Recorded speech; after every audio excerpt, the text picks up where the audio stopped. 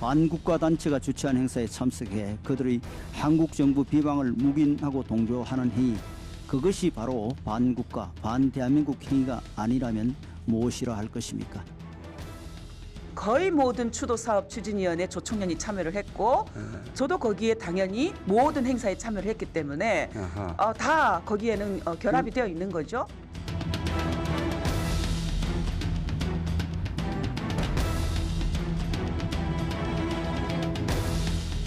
제가 3월달 이 자리에서 공작 가능성이 있다라고 답변을 했고 사실 공작이었잖아요. 지금 공작인 게 드러났고 당시 검찰은 진실을 알고도 그러니까 공작에 검찰이 함께 했다 하는 의혹이 여기 그러니까 어떻게 보면은 정반대의 지금 상황이 갑자기 나타난 거잖아요, 그죠?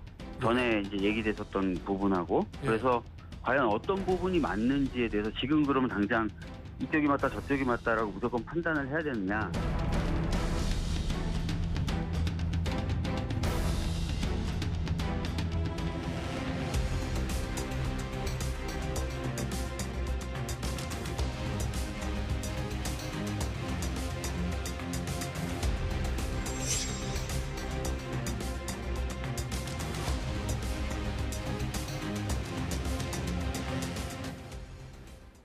저희가 준비한 영상을 보고 오셨습니다. 원래는 한 달에 한 번 공통점을 갖고 있는 두 분을 함께 모시는 자리죠. 호남에서 활동하는 국민의힘 정치인 그리고 경북에서 활동하는 민주당 정치인 이렇게 두 분을 함께 모시는 자리인데 지난달에 일정 문제로 한 분만 나왔었고 오늘은 또 다른 분이 일정 문제로 못 나오셔서 나머지 한 분을 초대해서 이야기를 해보겠습니다. 국민의힘 천하람 전남 순천갑 당협위원장 제 옆에 나왔습니다. 어서 오십시오. 네, 안녕하십니까. 오랜만에 뵙습니다. 네, 잘 계셨죠? 임미애 민주당 경북도당 위원장이 짝꿍인데 네. 오늘은 임 위원장이 좀 일정이 있다고 못 나왔습니다. 가끔씩 이렇게 한번 이렇게 몰아주는 것도 나쁘지 않은 것 같습니다. 저희가 뭐 짜고 치거나 이런 건 전혀 아닌데 뭐 나쁘지 않은 것 같아요. 항상 보면 저희가 시간이 부족하고 그러기 때문에 이렇게 몰아주기 뭐 가끔씩 한번 하죠 뭐. 네. 그 최근에 지난주에 제가 이준석 전 국민의힘 대표를 인터뷰를 했는데 이 자리에서 그 복장을 입고 나오지 않았습니다. 그러니까 이른바 유튜브 방송 요즘 하시잖아요. 여의도 그렇죠. 재건축 조합. 거기서 이제 재건축 조합 복장을 저희 건설 현장 작업복을 입고 작업복을 그 컨셉에 따라서 입고 방송을 하시곤 하는데 지난주에 이준석 전 대표가 왜 안 입고 오셨냐는 제 질문에 KBS 원이기 때문이다라고 했는데 천하람 위원장도 마찬가지로 오늘 입고 나오기엔 좀 뭔가 매체 성격이 좀 부담스러웠습니다. 우선 뭐 말씀하신 것처럼 저희가 이제 KBS 원에 대한 굉장히 높은 존중심을 저희가 가지고 있다라는 거 다시 한번 말씀드리고 저는 그것보다는 현실적으로 저는 주로 이제 순천에서 바로 용산역에 와가지고 오기 때문에 그 옷을 가지러 가고 이러기가 좀 귀찮습니다. 그 옷이 어디 있습니까? 저희 촬영하는 이제 다른 장소에 있기 때문에 제가 뭐 평소에 그거를 뭐 많이 입고 다니고 그러기에는 좀 그렇지 않겠습니까? 이제 그러다 보니까 현실적인 이유가 더 많이 작용한 것 같습니다. 그럼 요즘 천하람 위원장의 일상은 순천에서 총선을 대비한 지역 활동을 하시다가 그 유튜브 방송이 있을 때 서울에 오고 뭐 그런 뭐 일상입니까? 네, 저는 요즘은 대부분 거의 순천에 있고요. 이제 유튜브 촬영 뭐 필요할 때 가끔 오고. 뭐 그런 정도로 하고 이제 제가 실제로 전당대회 이제 당대표 선거 이전에는 보면 서울 방송이 굉장히 많이 있었습니다. 근데 그러다 보니까 제가 순천에 다니면은 많은 분들이 진짜 순천 사시냐고 의구심을 표시하는 경우들이 되게 많았어요. 저는 정작 이제 가족이랑 다 같이 이제 아들 초등학교도 다 보내고 장인장모님도 같이 살고 있는데 그래서 요새는 좀 순천에 행사도 많이 다니고 좀 정치 활동도 많이 하고 그러면서 차분하게 준비하고 있습니다. 근데 이 코너 다음 코너가 저희가 이제 팩트를 정리하는 코너가 마련돼 있는데 그 김준일 에디터와 하거든요. 그런데 오늘 주제가 이제 새만금 사업 그 예산 문제입니다. 물론 이제 새만금이 이제 전북의 문제긴 합니다만 호남 전체에 또 영향을 줄 것 같기도 하고 이번에 예산이 대폭 삭감이 돼서 순천에서 느끼기에 좀 분위기는 어떤지도 좀 궁금하고요. 굉장히 안 좋습니다. 그래서 사실 지난주에 김기현 대표께서 순천에 오셔가지고 이제 현장 최고위도 하시고 그 전에 이제 저랑 따로 그 국밥 먹으면서 얘기도 하고 그랬는데 이거 전북의 민심이 지금 심상치가 않습니다. 특히 저는 그런 거예요. 그러니까 새만금 공항이 됐든 아니면 새만금의 여러 어떤 SOC 예산이 됐든 저희가 대선이나 아니면 선거 이전부터 이거 좀 안 맞는 것 같다. 예를 들면 이거 예산 우리가 과감하게 집행하기 어렵다라고 솔직하게 얘기했으면 저는 재정 건전성을 뭐 중시하는 뭐 보수 정당 입장이다 뭐 이렇게 어느 정도는 얘기할 수 있을 것 같은데 예. 솔직히 얘기하면 선거 때 되면은 민주당이나 저희나 서로 예산 더 주겠다라고 해서 싸우지 않습니까?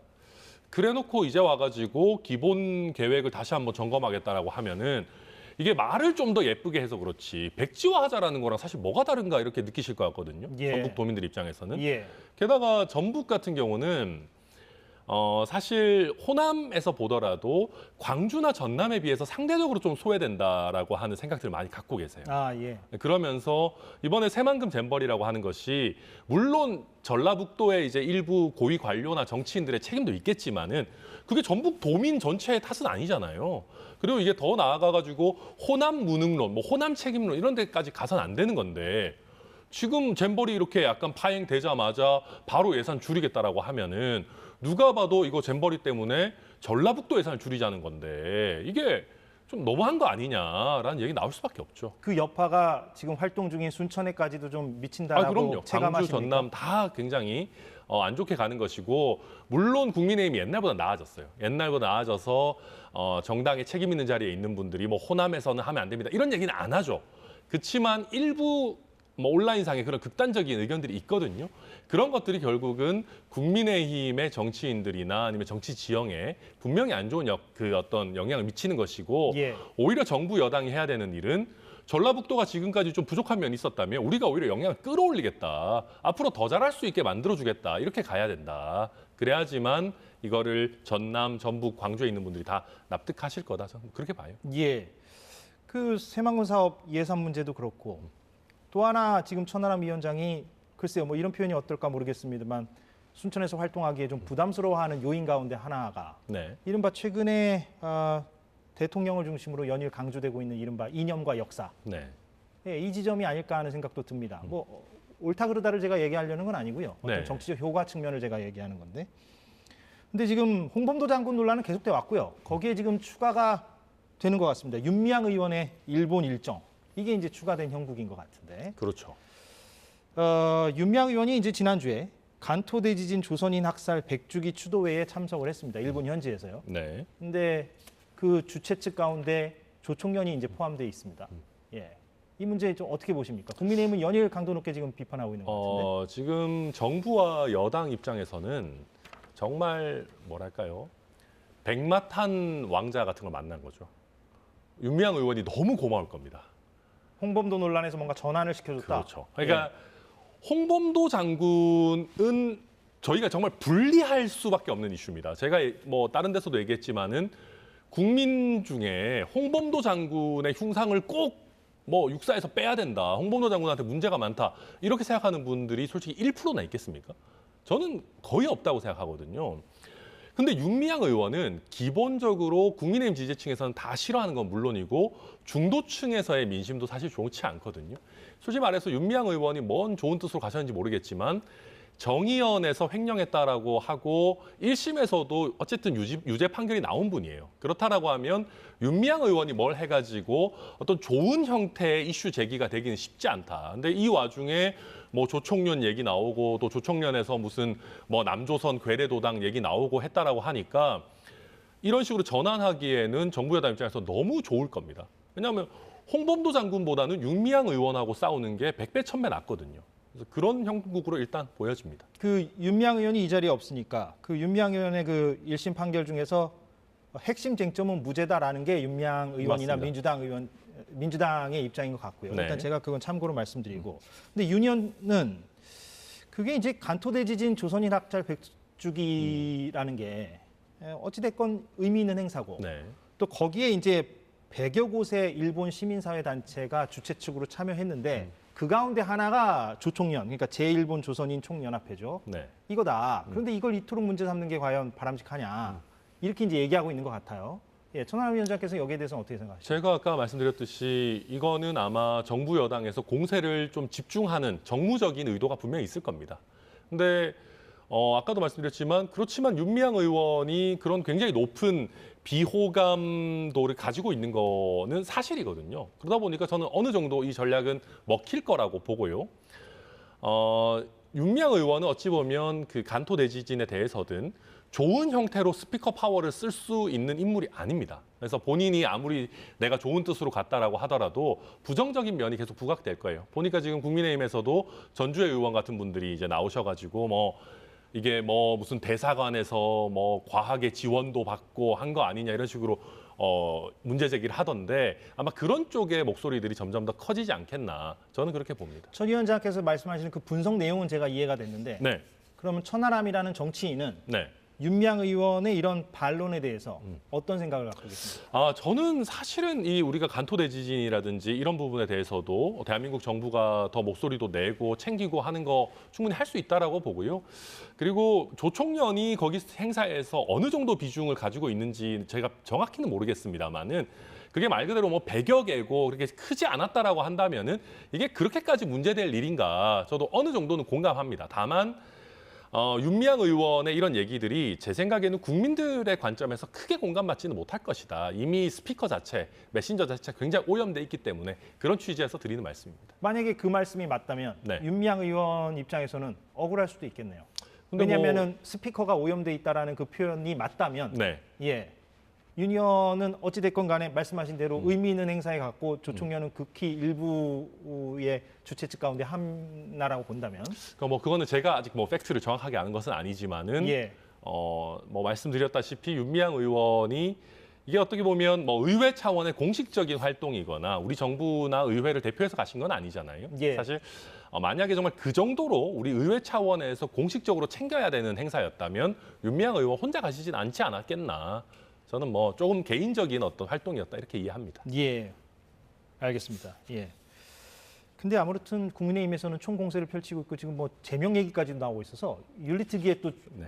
제소한다고 하는 것 같기도 하고요. 이거는 이제 아마 김남국 의원 건이 그 윤리특위에서 부결이 됐지 않습니까? 예, 제명안이. 그렇게 예. 해가지고 민주당이 뭐 도덕성을 제고하겠다 뭐 이런 것들이 사실은 좀 우위로 돌아갔는데 윤미향 의원이 민주당에서 탈당은 했지만 어쨌든 민주당 소속으로 그 등원하신 분이기 때문에 예. 다시 한번 그런 장면을 좀 한 번 더 만들어 보려고 하는 그런 의도 아니겠느냐. 아마 국민의힘에서 봤을 때도 이게 통과되기는 어렵다라고 내부적으로 보고 있지 않겠나 저는 뭐 그렇게 예. 생각합니다. 그 홍범도 장군 흉상은 결국에 네. 이제 옮기기로 했고요. 지금 잠수함 이름 그 홍범도 함이죠. 네. 예, 그거를 바꾸느냐 마느냐 가지고 지금 국방부 장관이나 총리는 바꾸자는 쪽인 것 같고요. 근데 해군은 정작 네. 검토된 바 없다 이렇게 밝히고 있고요. 이거는 바꾸면 안 되죠. 네, 당연히 바꾸면 안 되는 것이고 지금 홍범도 장군은 이런 식의 취급을 받으실 분이 당연히 아니고 정말 많은 분들이 공감하고 계실 것이고 홍범도 함의 이름을 바꾼다라는 거는 우리 창군 이래에 없었던 일입니다. 그러니까 군함의 이름을 바꾼다라는 것은 그리고 지금 홍범도함의 이름을 붙인 것이 뭐 민주당 정부에서 한 것도 아니고 국민의힘의 전신이라고 할 수 있는 정당의 박근혜 대통령 정부에서 했던 거 아니겠습니까? 이걸 뒤집는다는 건 말도 안 되고 또 해군에도 보면은 왜 우리가 홍범도함이라고 이름을 붙였는지 홍범도 장군의 어떤 뭐 여러 독립군으로서의 역할이나 기여에 대해서 오히려 교재를 만들어가지고 지금 기술에 놓고 있는 그런 상황이거든요. 이걸 어떻게 뒤집습니까? 저는 그래서 우리 국방부 장관이나 총리께서도 이제는 좀 침착을 좀 평정을 되찾으셔가지고 여기에 대해서는 해군의 의견을 존중해서 말도 안 되는 어떤 선례를 만들지 말아야 된다. 그러니까 한번 보십시오. 지금까지 우리 해군 창군 이래로 한 번도 이름 붙였던 거를 다시 바꾼 적이 없는데 그 첫 사례가 홍범도 장군이 된다라는 거는 말이 안 되잖아요. 저는 이런 말이 안 되는 행태에 대해서는 과감하게 좀 그만해야 된다, 이제는. 제가 아까 서두에서도 윤미향 의원, 솔직히 제가 점잖게 말씀드렸지만 편하게 얘기하면 잘 걸렸다는 거잖아요, 솔직히.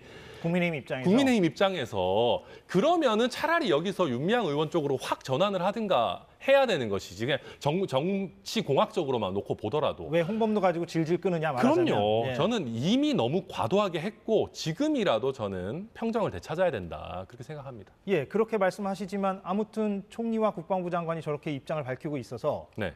이거를 교통 정리할 수 있는 주체는 사실상 대통령실이 아닌가 하는 생각은 들고요. 맞습니다. 그런데 문재인 전 대통령이 그런 취지로 SNS에 적었더니 대통령실에서는 전직 대통령이 너무 지금 나선다. 이렇게 지금 밝히고 있어서 어떻게 보십니까 이거는? 그러니까 이게 이제 문재인 전 대통령이 등장하면 문제가 사실 더 꼬이죠. 이러면은 대통령실 입장에서도 오히려 진영간 결집을 노리면서 한 번 더 치고 나가야 되나라는 생각이 들 겁니다. 왜냐하면은 문재인 전 대통령에 대한 반감은 당연히 국민의힘 지지층에 남아 있는 것이고 일부 중도층 국민께도 아직 당연히 소구력이 있을 겁니다. 그렇게 되면은 오히려 여기서 한 번 더 그러면 지지층 결집으로 나가자라는 생각을 가지게 하는 하나의 재료예요. 그래서 우리가 그런 거에 좀 휩쓸리지 않았으면 좋겠다. 우리라고 하는 건 정부 여당입니다. 라는 생각이 또 들고 또 한 가지는 문재인 대통령께서도 이쯤 되면은 그 잊혀지고 싶다라고 하는 얘기는 그냥 좀 물리시는 게 좋을 것 같아요. 그냥 나도 그냥 뭐 외국의 대통령들처럼 퇴임 이후에도 적극적으로 정치적인 어떤 목소리 내고 필요하면 우리 당의 하나의 우리 당이라는 게 민주당이죠. 문재인 전 대통령 입장에서 민주당의 어떤 구심점 역할을 퇴임 이후에도 하겠다라고 솔직하게 얘기하시는 게 낫지 잊혀지시고 싶다라고 해놓고 너무 이렇게 되면은 저는 이게 지금 윤석열 정부에도 안 좋은 영향을 미치고 민주당의 내부 정치에도 굉장히 이거 복잡한 상황으로 갈 거다. 저는 그렇게 봐요. 예. 그 문재인 전 대통령에 대한 비판적 시각은 제가 이해가 됐는데 그러면 그것과 별개로 문재인 전 대통령이 적고 있는 그 사실, 그러니까 대통령실이 어찌됐건 이 홍범도 논란을 정리해야 된다. 그 말 자체는 맞는 말입니까 그러면? 네, 제가 맞다고 하면 또 천하람 문재인 전 대통령과 동의해 이렇게 나오겠지만 정리해야 됩니다. 네. 대통령실이 할 수밖에 없는 거 아닌가요 지금? 네, 저는 이거는 대통령실에서 뭐 국방부에 맡겨놓겠다라고 할 것이 아니고 이제 그만하라라고 하는 뭐 공식적으로 나서기 어렵더라도 대통령께서 국방부 장관에게 비공식적으로라도 이제 이거 그만해라라고 하는 지시를 하셔야 되는 시점이다. 그렇게 생각합니다. 예. 홍범도 논란은 이쯤에서 정리하고요. 그런데 연일 이제 그 이념 논쟁, 역사 논쟁이 지금 한 1주, 2주간 계속되고 있는데 그 사실 뭐 대통령이 직접 강도 높은 발언들을 하고 있기 때문에 이 논란이 사그라들기가 힘듭니다. 사실은. 그렇죠. 근데 이제 오늘 뭐 출국을 했기 때문에 당분간 뭐 조정 국면을 맞을지 어떨지 모르겠습니다만. 지난주 이 자리에서 이준석 전 대표는 이게 정부 여당에는 백해무익하다 이렇게 얘기했고요. 하태경 의원도 인터뷰를 보니까 홍범도로 총선을 치르면 우리 당은 망한다. 예, 이렇게 말한 바가 있습니다. 네. 예, 뭐 동의하시겠죠. 아니, 저는 뭐 200% 동의합니다. 예, 기조에는 동의하실 것 같은데. 그런데 대통령이 어떤 전략 하에서 이런 발언들을 하고 있는가? 전략이 없다, 혹은 전략이 있다. 있다면 어떤 전략인가? 이건 좀 생각해 볼 필요가 있을 것 같아요. 가령 이건 뭐 제가 그냥 떠오르는 대로 말씀을 드리자면 총선 투표율이 상대적으로 뭐 대선보다 당연히 낮으니까 지지층 결집으로도 이길 수 있다? 뭐 이런 전략?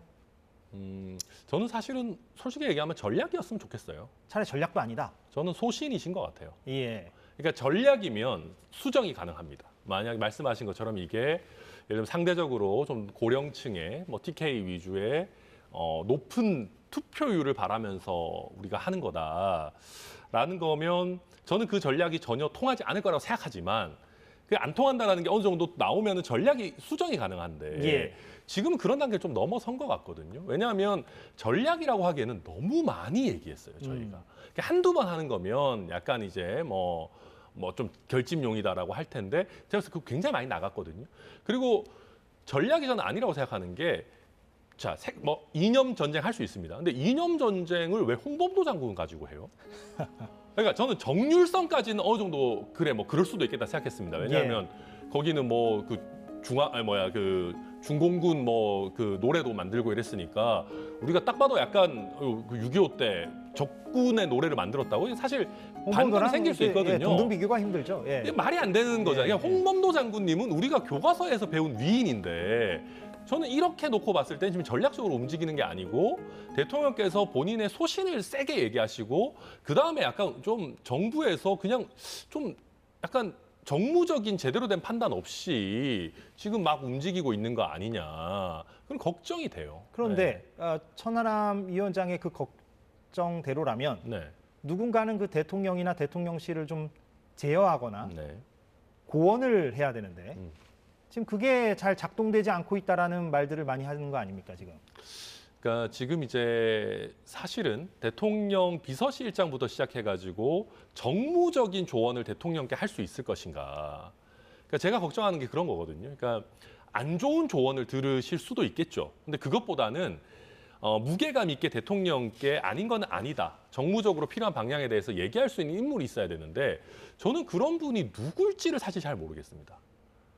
그런 분이 잘 안 보인다라고 하는 게 저는 오히려 문제의 핵심이 아닌가. 네, 그렇게 그래서 저는 비서실장이 물론 뭐 관료 출신이고 뭐 여러 차례 여러 정부에서 뭐 대통령실에서 근무해보고 경험 많으신 건 알겠는데 저는 오히려 정무적인 조언을 무게감 있게 할 수 있는 인물이 굉장히 필요한 거 아닌가. 가령 예. 선거공학적인 판단을 할 수 있는 이른바 윤핵관. 네. 그 사람들이 대통령에게 고언을 할 수는 없을까요? 이렇게 가면은 선거에서 결코 유리하지 않다.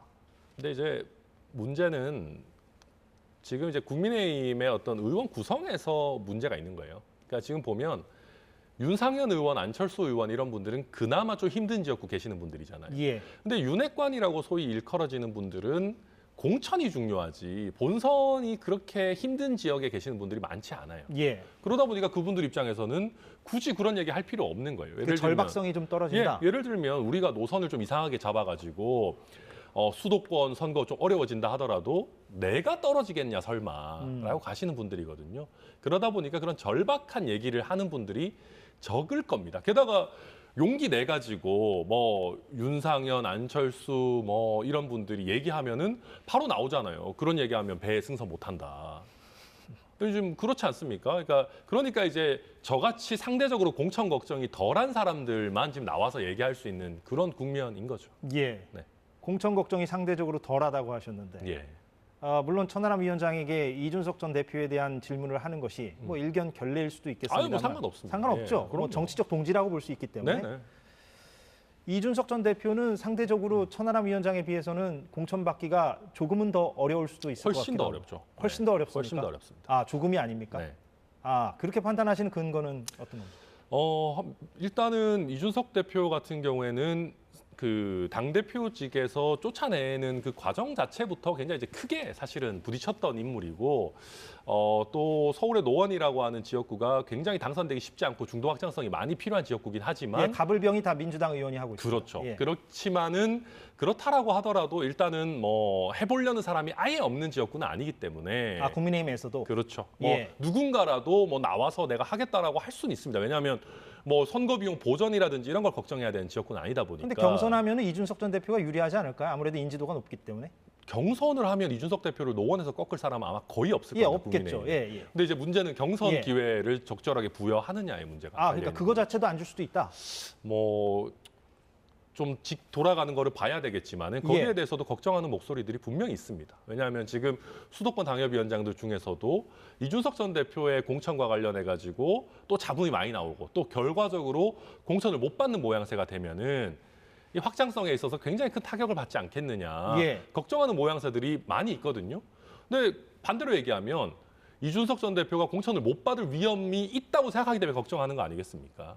뭐 그런 상황이라고 봅니다. 경선 기회조차 부여하지 않을 정도로 이준석 전 대표에 대해서 국민의힘 지도부가 혹은 대통령실이 무언가 견제하고 배제하는 움직임을 보이면 이준석 전 대표는 누차 강조했듯이 가만히 있지 않겠다고 했습니다. 선제적으로 대응하겠다 이렇게 얘기한 바가 있는데 네. 그런데 지난 주말에 공교롭게도 이런 발언을 했어요. 대구에서. 만약 대구에 가서 겨뤄보고자 한다면 가장 나쁜 분을 골라서 붙어보겠다. 이렇게 이준석 전 대표가 얘기했는데 이건 무슨 의미고 여기서 말하는 나쁜 분은 누굽니까? 글쎄요, 뭐 가장 이제 약간 뭐 이렇게 권력에 붙어가지고 좀 안 좋은 형태의 정치를 하는 분을 의미한 것 같은데, 근데 이거는 이제 이준석 대표가 아마 대구에 요새 보면 동구을 출마설 이런 게 돌고 있나 봐요. 그래서 그런 질문이 나오니까 예. 동구을에는 안 간다. 만약에 대구로 가더라도 더 나쁜 사람하고 붙겠다라는 취지에서 얘기한 걸로 보이고요. 동구을은 과거에 유승민 전 의원의 지역구였죠. 그렇죠. 지금은 그 강대식 의원에서 의원이고. 본인과 강대식 의원의 뭐 어떤 관계도 있고 이러기 때문에 거기는 안 간다라는 취지에서 얘기를 한 것 같고, 지금도 이준석 대표의 기본 입장은 노원에 최선을 다한다라는 걸로 저도 이해하고 있습니다. 예, 그런데 계속 제가 질문 드리는데 네. 만약에 그 아까 얘기하셨던 그 우려가 현실화된다면 대구에서의 이준석 출마도 현실화될 수도 있겠네요. 뭐 이준석 대표가 모든 가능성을 배제하진 않겠다라고 하고는 있지만은 지금 그런 시나리오를 뭐 유력하게 고려하고 있거나 그런 건 아닌 걸로 물론 저는 가봐야 알고 아는 있습니다. 거니까요. 아니 사실. 그럼요. 예. 네. 그런데 그 이준석 천하람 두 정치인에게 네. 이번 총선 원내 진입은 매우 중요할 것 같고 사실은 김종인 전 비대위원장이 최근 인터뷰를 보니까 물론 이준석 전 대표만을 언급했습니다만 절체절명이다 이런 표현까지 썼더라고요. 원내에 진입하는 과제가. 네. 근데 두 분 다 지역구는 호락호락하지 않습니다. 그렇죠. 예, 어떡합니까? 그러니까 저희가 제가 너무 짓궂게 묻나요? 아니요. 그러니까 저도 제가 당선될 수 있는 방향으로 우리 정부와 여당의 방향성을 좀 끌고 가기 위해서 사실은 애를 쓰는 것이고요. 그게 뭐 그렇게 녹록치는 않은 일입니다만은.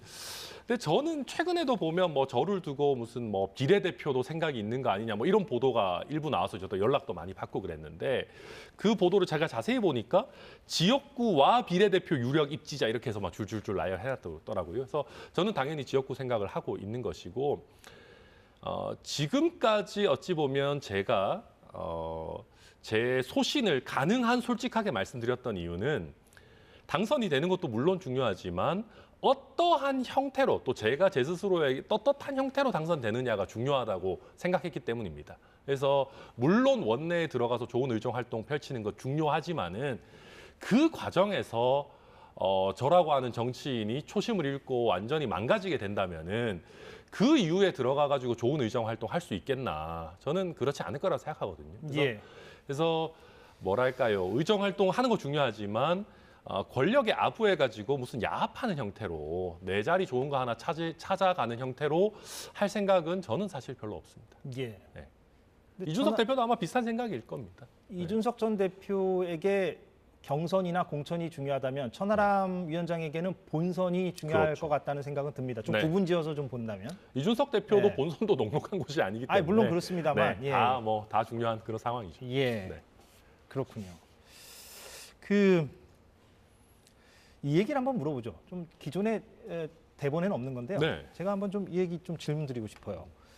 그 시사 프로그램이라는 것이 그 정치인들이나 정당 간의 어떤 변별점 네. 이런 것들을 좀 드러내 보이면서 시청자들에게 정보를 제공하는 게 목적이자 역할이라고 그럼요. 본다면 최근에 흥미롭게 제가 본 점은 그 예산안이 발표됐고 거기에 대해서 김종인 전 비대위원장은 지금 경기가 이토록 안 좋은데 이렇게 돈을 안 써서 되겠느냐 정부가 네. 이런 비판적인 취지의 말을 인터뷰에서 했습니다. 예. 그런데 이 자리에서 지난주 이준석 전 대표는 본인은 긴축재정 취지에 동감한다라는 취지로 얘기를 했어요. 네.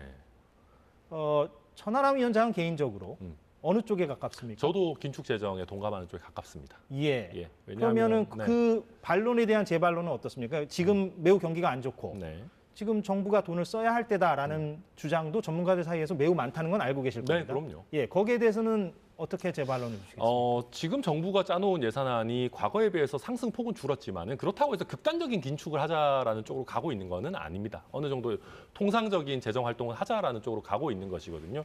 게다가 지금 이제 우리가 물가 잡자라고 해가지고 기준금리 올리고 이렇게 하고 있는 와중에 저희가 재정을 많이 풀게 되면은 이게 모순들이 사실은 발생하게 됩니다. 그리고 지금 우리가 저출산과 관련해가지고 골든타임을 지키기 위한 노력들은 과감하게 해야 되겠지만 사실은 여러 가지 복지 재정을 확대해 놓는 게 미래 세대에게 큰 짐이 되는 건 사실이거든요, 현실적으로.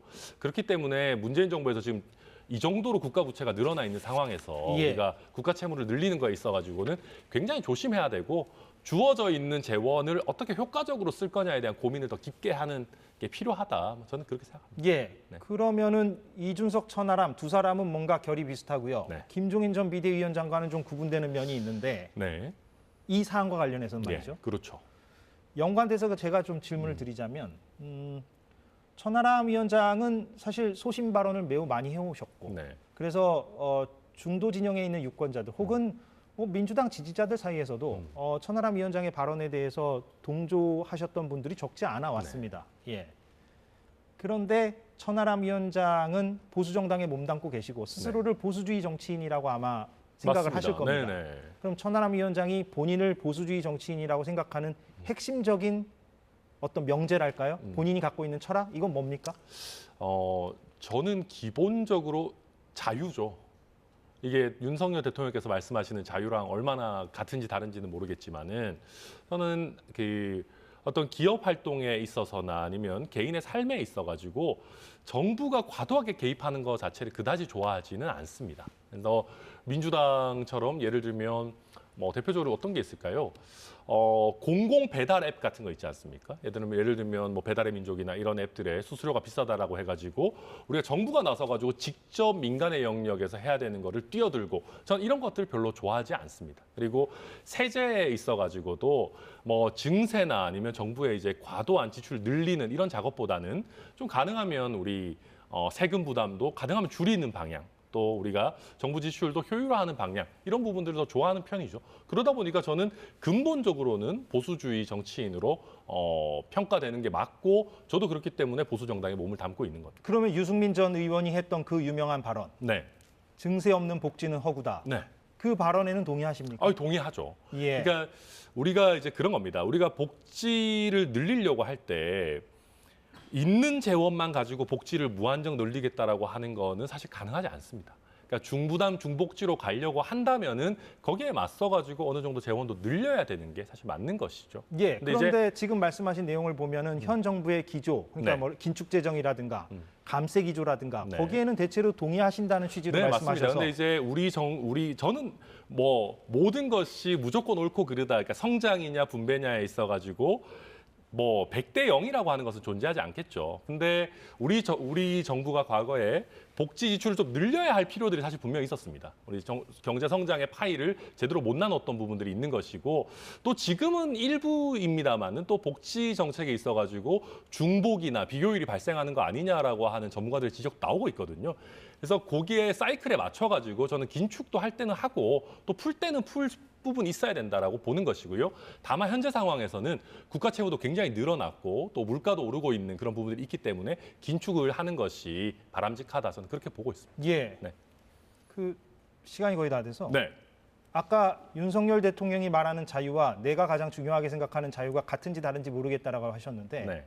아마도 많이 다르다고 얘기하실 것 같긴 한데요. 그러니까 뭐가 많이 다릅니까? 저는 대통령께서 말씀하신 자유는 반공에 굉장히 가까운 것 같아요. 그러니까 과거에 제가 그런 거를 언제 느꼈냐면은 이번에 잼버리를 수습하면서 많이 봤어요. 그러니까 저희가 이제 자유가 중요하다라고 하는 거는 민간이나 개인을 더 존중하자라는 기본적인 태도가 있는 거거든요. 근데 저희가 이번에 잼버리 때 터지니까 보십시오. 전북 현대 구단 뭐 중요하지 않으니까 거기 스테디움 우리가 쓴다 그래. 그랬다가 스케줄 안 맞으니까 또 이제 FC 서울 와가지고 상암구장 우리가 쓴다 그래. 잔디 거기 열심히 가꿔도 그 뭐 중요해. 잔디 지금 국가적인 위기인데 우리가 쓸 거야. 그렇게 하고 대기업들 보면은 거기 뭐 연수원들 이런 거. 야 그거 나라가 위기인데 이거 다 쓴다 그래. 근데 이게 민간 주도를 강조하고 자유를 강조하는 정당이 과연 할 법한 태도인가? 굉장히 국가주의적이고 전체주의적인 태도 아니겠습니까? 이런 걸 보면서 우리 정부에서 요즘 얘기하고 있는 자유라고 하는 것이 굉장히 과거의 어떤 반공 이념, 뭔가 국가주의적인 그런 느낌으로 회귀하고 있는 거 아닌가? 진짜로 민간의 자율과 창의를 중시하는 방향으로 가는 건가? 사실 우려를 굉장히 많이 가지고 보고 있습니다. 예. 어떤 말씀인지 알겠습니다. 네. 예. 오늘 시간이 이렇게 훌쩍 가버렸네요. 예. 다음번에는 그 임미애 위원장과 함께 또 네, 저희가 매번 이렇게 몰아주게 하면 안 되니까요. 다음번에 사이좋게 같이 오도록 그렇게 하겠습니다. 알겠습니다. 예. 천하람 국민의힘 순천갑 당협위원장과 얘기 나눴습니다. 오늘 고맙습니다. 네, 감사합니다. 예.